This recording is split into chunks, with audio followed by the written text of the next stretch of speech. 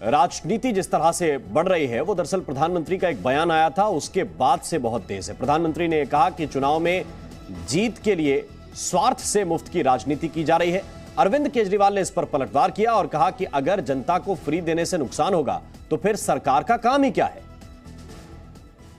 अगर राजनीति में ही स्वार्थ होगा तो कोई भी आकर पेट्रोल डीजल भी मुफ्त देने की घोषणा कर सकता है।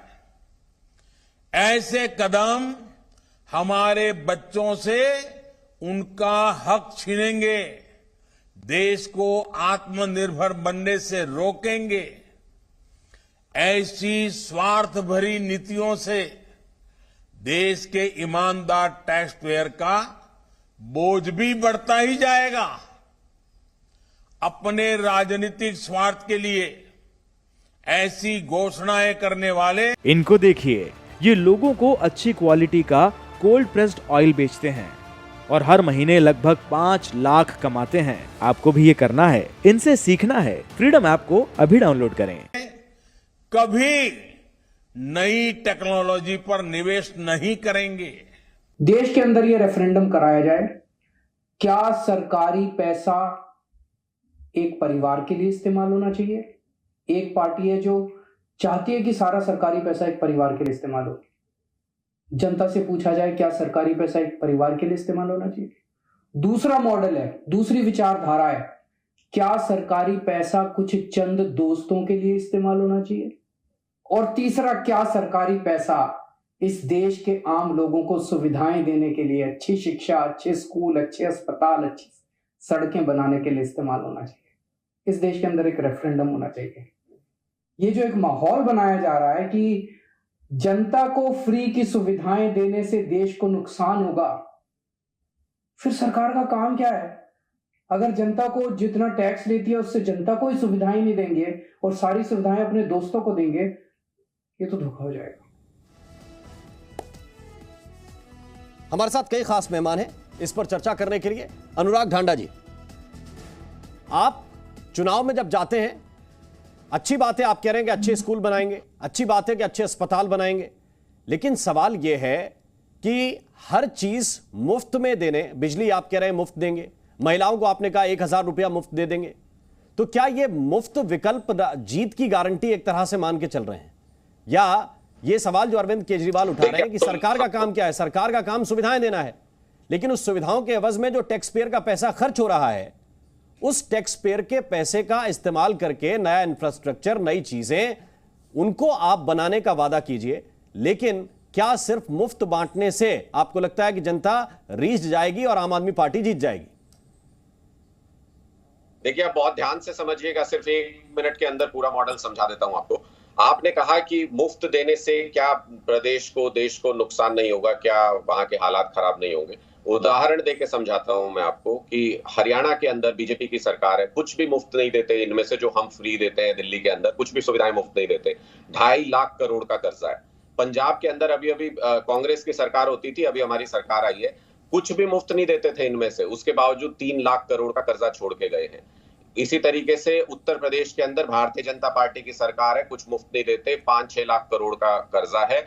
इसी तरीके से राजस्थान में कांग्रेस की सरकार है, 5.5 लाख करोड़ का कर्जा है, कुछ मुफ्त नहीं देते। दिल्ली के अंदर हमारी सरकार है, सारी सुविधाएं मुफ्त देते हैं, 1 पैसे का कर्जा नहीं है, उसके बावजूद 1 पैसे का भी कर्जा नहीं है। यानी ये जो कोरिलेशन ड्रॉ किया जा रहा है कि फ्री देने से किस टैक्स पेयर का पैसा बर्बाद होता है, ये बिल्कुल गलत नोशन है, ये बिल्कुल गलत अफवाह फैलाई जा रही है।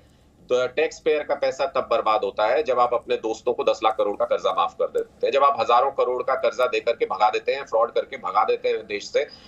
टैक्स पेयर का पैसा वो है। इनके एक फ्रेंड, इनके एक दोस्त को 2.5 लाख करोड़ रुपए कर्जा दिया हुआ है, टैक्स पेयर मनी से दिया हुआ है, वो सरकारी बैंकों से दिया हुआ है। तो आप समझिए कि किस तरीके से अपने कुछ दोस्तों, परिवारों के लिए ये लोग काम कर रहे हैं, उसकी वजह से देश बर्बाद होता है। और हम तो खुलेआम डंके की चोट पर कहते हैं, किसी के पेट में कितना भी दर्द हो, हम ये सारी सुविधाएं फ्री देते रहेंगे। मूलभूत सुविधाएं पूरे देश के लोगों को फ्री मिलनी चाहिए टैक्स पेयर के पैसे से। और बहुत से देशों में ऐसा होता है, सिर्फ हमारे देश में ऐसा नहीं होता, विकसित देशों में। एक बात तो यह कि मैं अभी आपने बात कही तो मैं थोड़ा गूगल कर रहा था, दिल्ली पर यह बता रहे हैं गूगल के मुताबिक 39,000 करोड़ का कर्जा है। एक पैसे का कर्जा आप नहीं बता है, रहे हैं कि एक पैसे का कर्जा नहीं। एक पैसे का कर्जा गूगल पे मत जाइए, एक पैसे का कर्जा नहीं, कागजों में दिखाइए। अभी अभी सेंट्रल जो रिपोर्ट आई थी कैग की, उसमें बताया गया था कि लगातार 7 साल से प्रॉफिट में चल रही है सरकार, लगातार 7 साल से। आप निकाल के देखिए सीएजी की रिपोर्ट, आप निकालिए। नहीं, आप बता रहे हैं एक पैसे का कर्ज नहीं, मैं आपकी बात पे मैं तो केवल काउंटर कर रहा था क्योंकि मुझे दिखा। दूसरी बात जो आप कह रहे हैं, दूसरी बात जो आप कह रहे हैं कि इस पे 3 लाख करोड़ का कर्जा है, इस पे इतना कर्जा है, भाई वहां भी वो सिस्टम लागू हुआ। किसी ने कहा कि हम किसानों का कर्जा माफ कर देंगे, माफ कर दिया गया। किसी ने कहा कि उनको बिजली मुफ्त देंगे, दे दी। अरे कैसे नहीं किया?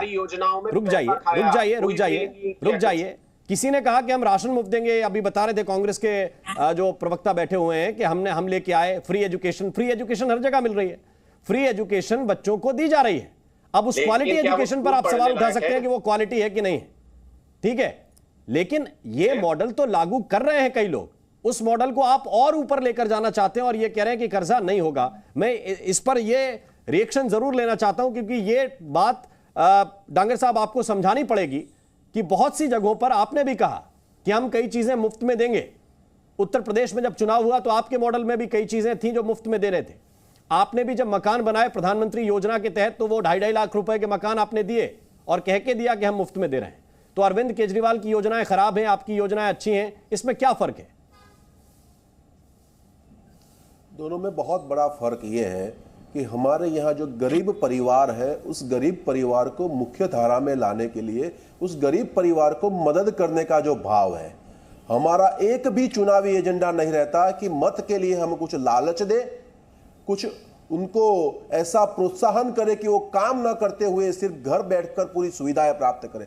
हमारा लोगों को रोजगारी देने का वादा रहता है, हमारा लोगों की लाइफ को अपलिफ्टमेंट करने का वादा रहता है। ये आपके प्रवक्ता यहाँ बार बार बोल रहे थे हमने दिल्ली में ये किया, मैंने फिर आपकी तरह मैंने भी गूगल किया, और गूगल किया तो मुझे ध्यान में आया, एक रिपोर्ट मेरे ध्यान में आया कि दिल्ली गवर्नमेंट ने टॉयलेट को क्लासरूम बना दिया और टॉयलेट को क्लासरूम बना के उसको रिपोर्ट भी दे दिया और उस पर खर्च भी कर दिया। एक छोटा शहर जैसा राज्य दिल्ली, वो गुजरात जैसे डेवलप्ड स्टेट को सलाह देने का काम करते हैं। मैं आपको एक ही चीज बताता हूं, गुजरात जो है ना, गुजराती जी, उसको समझने की जरूरत है। गुजरात के लोग जब ऐसे हाथ लंबा करते हैं ना तो कुछ देने के लिए करते हैं, कुछ लेने के लिए नहीं। इसलिए गुजरातियों को भिखारी समझने की कोशिश मत करना। एक गुजराती लोग हैं जो लोगों को रोजगारी देते हैं। पूरे देश से लोग यहां काम करने के लिए आते हैं, सभी स्टेट से वर्कर को रोजगारी देने का काम सुविधा को करता है तो गुजरात करता है। इसलिए मैं कृपया आपके माध्यम से मैं सभी पार्टियों को निवेदन करता हूं, कृपया मेहरबानी करके गुजरातियों को गलत समझने की कोशिश मत करें। एक गुजरात है, गुजरात जानता है रोजगारी पैदा करने का। आप गुजरात का अपमान मत करिए। आपने पास्ट में भी गुजरात का अपमान किया है, मैं जानता हूं, कई घटना मुझे याद है। आपने कहा गुजराती लोग आकर चले जाते हैं, गुजराती व्यापारी आकर लूट चले जाते हैं, के लिए ऐसा स्कूलों में पढ़ने की केजरीवाल जी का ही सुविधाएं नहीं देना, ये गुजरात मैं वही बता रहा हूं आपको। गुजरात आज आपकी ये मानसिकता बदलनी होगी। अपने नेताओं के द्वारा बिजनेस मैं वही बता रहा हूं, आप फ्री में दे सकते हो सिर्फ दारू, आप फ्री में दे सकते हो सिर्फ दारू दे सकते हो, दारू के अलावा आप कुछ भी फ्री में नहीं दे सकते। दूसरा मैं राम मोहन जी लोग अब इन बातों को समझ रहे हैं, लोग इन बातों को समझ रहे हैं कि सब कुछ दिखावा करने के बावजूद 6300 सरकारी स्कूल बंद हो जाते हैं गुजरात के अंदर। लोगों को ये समझ में आ रहा है कि हमारे बच्चों को अनपढ़ रखना चाहती है भारतीय जनता पार्टी। उसका जवाब लोग दे रहे हैं आपको, इसीलिए आप लोग बौखलाए हुए हैं गुजरात के अंदर, इसीलिए आप लोग बौखलाए हुए हैं गुजरात के अंदर। क्यों? क्योंकि आम जनता वहां चुनाव से पहले अक्सर ऐसे होता है। यही बात आप उत्तराखंड में जाके समझा रहे थे, नहीं हुआ। उत्तर प्रदेश में जाके आपने यही बात समझाई, कोई उसका फायदा नहीं मिला। लेकिन प्रदीप कौशल जी, क्या एक डेवलप स्टेट के लिए यह आवश्यक है कि आपके खर्चे जितने हैं उन खर्चों के हिसाब से आप अपनी चीजों को प्लान करें?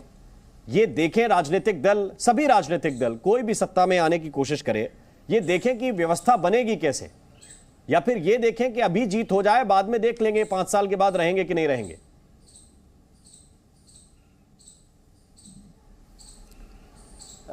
देखिए, एक तरफ नरेंद्र मोदी हैं, अब वो किसी को अच्छा लगे ऐसा सुनना या ना लगे वो अपनी जगह है, लेकिन इसमें कोई विवाद नहीं है इस बात के ऊपर कि नरेंद्र मोदी का अपना व्यक्तित्व जो है वो भाजपा के लिए जीत की कुंजी है। अब विपक्षी दलों के सामने ये उद्देश्य है कि किसी न किसी तरीके से जो भाजपा के पक्ष में ये एक बात है उसको किसी तरीके से काउंटर किया जाए। काउंटर करने के लिए ये लोक लुभावने नारे जो हैं उनको लेकर के ये लोगों के मन में स्वार्थ की भावना जगा करके कि लोगों को ये लगे कि मुफ्त ये चीज़ मिलेगी वो चीज़ मिलेगी, तो जो देश के लिए दीर्घकालीन नीतियों की आवश्यकता है, एक विजन की आवश्यकता है भविष्य में एक महाशक्ति बनने के लिए, उस तरफ ना जाकर के लोग निजी लालच में आ जाएं और भाजपा के विरुद्ध मतदान करें। ये रणनीति है।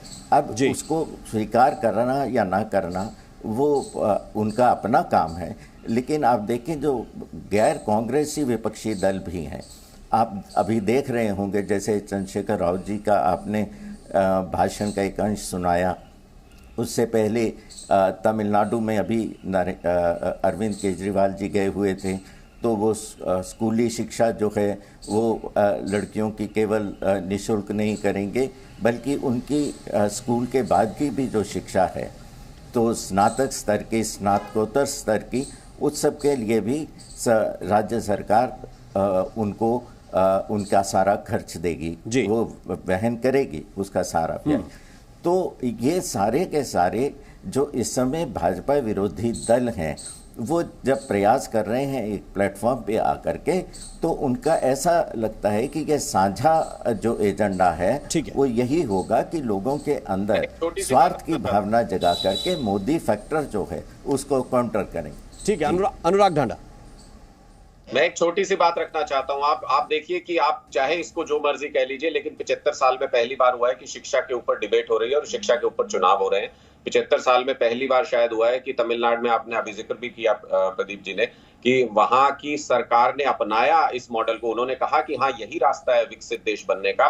उन्होंने स्कूल ऑफ एक्सीलेंस बनाए दिल्ली को देख करके, और दिल्ली के मुख्यमंत्री को बुलाया, वहां पर आमंत्रित किया कि आप उद्घाटन कीजिए इन स्कूलों का, क्योंकि ये सोच आपकी, ये विचार आपका है। मुझे लगता है कि ये हमारी कामयाबी है कि अब हर पार्टी जो है वो शिक्षा के ऊपर डिस्कशन कर रही है, वो डिबेट करना चाहते हैं कि हम आपसे बेहतर शिक्षा दे सकते हैं। और अरविंद केजरीवाल जी जब आए तो उन्होंने कहा था कि हम राजनीति, अनुराग ढांडा जी, आप मूल को समझे ही नहीं। आपसे बेहतर शिक्षा दे सकते हैं, ये तो हर राज्य में कंपटीशन होना चाहिए। आपने किया, आपको बधाई हो। आप इसके आगे भी ले जाइए इस कंपटीशन को, इस कंपटीशन को आप इसके आगे भी ले जाइए, 3000 करोड़ सारे सेक्टर्स में ले जाइए और आपस में देख लीजिए, एक दूसरे से कंपटीशन करें सारे राज्य। मोदी जी का काम देख लीजिए, गुजरात के अंदर आकर उस जमाने में मोदी जी ने शाला प्रवेशोत्सव के माध्यम से, कन्या केरल के माध्यम से बच्चों को स्कूल के अंदर ले जाने तक, लेकिन एक बात तो माननी पड़ेगी, एक बात माननी पड़ेगी कि राज्यों का कर्जा बढ़ रहा है। इनको देखिए, ये लोगों को अच्छी क्वालिटी का कोल्ड प्रेस्ड ऑयल बेचते हैं और हर महीने लगभग 5 लाख कमाते हैं। आपको भी ये करना है, इनसे सीखना है। फ्रीडम ऐप को अभी डाउनलोड करें।